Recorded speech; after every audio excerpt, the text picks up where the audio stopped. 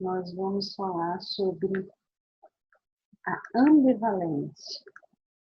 Ambivalência chamada de âncora conceitual da entrevista motivacional. E ela faz parte da natureza humana, né? Assim, todo ser humano sente ambivalência, né? E ela é definida como a coexistência de emoções ou atitudes contrárias em uma pessoa e, consequentemente, a tensão que emerge dessa situação, né? É um estado comumente experimentado como parte de qualquer processo de mudança que, por vezes, pode ser breve ou que pode se manter por longos períodos, né? Ela é chamada de âncora conceitual da entrevista motivacional porque o profissional ele vai realmente prospectar sempre a ambivalência central. O ser humano ele sempre tem várias ambivalências, mas a gente tem que entender qual que é a ambivalência central, muito pautada na motivação e nos valores daquela pessoa. Porque muitas vezes quando você trata a ambivalência central, você consegue fazer com que a pessoa se compromisse com um processo de mudança e parta para a ação, né? Frases típicas da ambivalência: eu preciso, mas não quero, um dia, mas não hoje, eu gostaria, mas eu não consigo, né? O que eu acho que é importante a gente ter claro é que a ambivalência ela pode paralisar o comportamento, né? Ou causar repetidas oscilações, como por exemplo, jogar um maço de cigarro fora às 8 da manhã e às 6 da tarde sair correndo para comprar outro, né? O que é importante pontuar para vocês? No referencial da entrevista motivacional, a ambivalência ela deve ser explorada em um espírito de respeitosa curiosidade. Ela vai ser a matéria-prima do entrevistador motivacional. É por ela que nós começamos.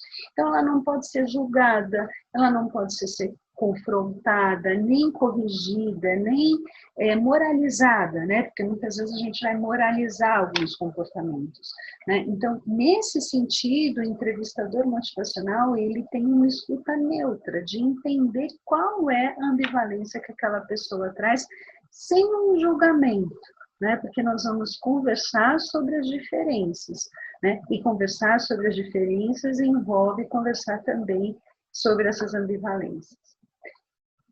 Ainda no conceito de ambivalência, um conceito que eu acho muito importante é a tríade da ambivalência, né? Assim, geralmente, né, assim, na ambivalência, o pano de frente é a ansiedade que dá, né? Porque inicialmente as pessoas falam porque elas querem mudar, né?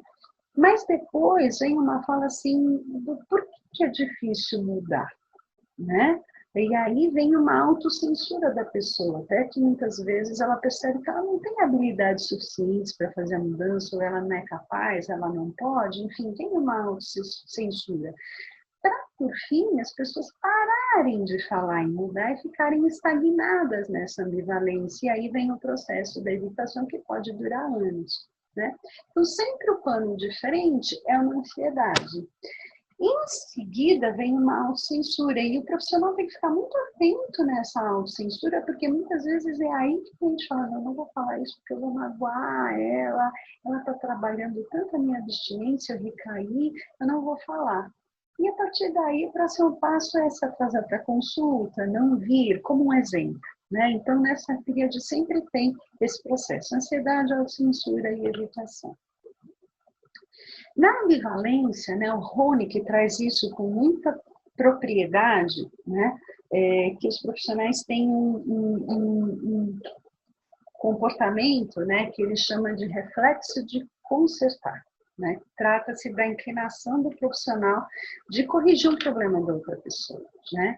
E que os profissionais caem muito facilmente nessa armadilha. Eu sempre dou como exemplo um suicida em potencial, né? Assim, o profissional já, opa, o que eu tenho que fazer para que isso não aconteça, né? Então, claro que eu estou colocando uma situação ápice, mas o profissional morde muito estas iscas, né? Quando a gente se depara com comportamentos de risco, né? E muitas vezes, quando o profissional vai tentar consertar essa ambivalência, ele bloqueia a comunicação, né? Então, muita cautela né, para não entrar no reflexo de consertar e começar um jogo de argumentação e contra-argumentação, porque é esperado que o cliente ambivalente traga os seus argumentos, sejam positivos ou negativos, né? E quando o profissional entra num jogo de contra-argumentação, surge a resistência, né? E aí aumenta a probabilidade da persuasão, e aí o cliente passa a bloquear a escuta, muitas vezes, do profissional e ouvir a si próprio. E isso é perigoso, principalmente se o cliente está pautado no lado negativo da ambivalência, né?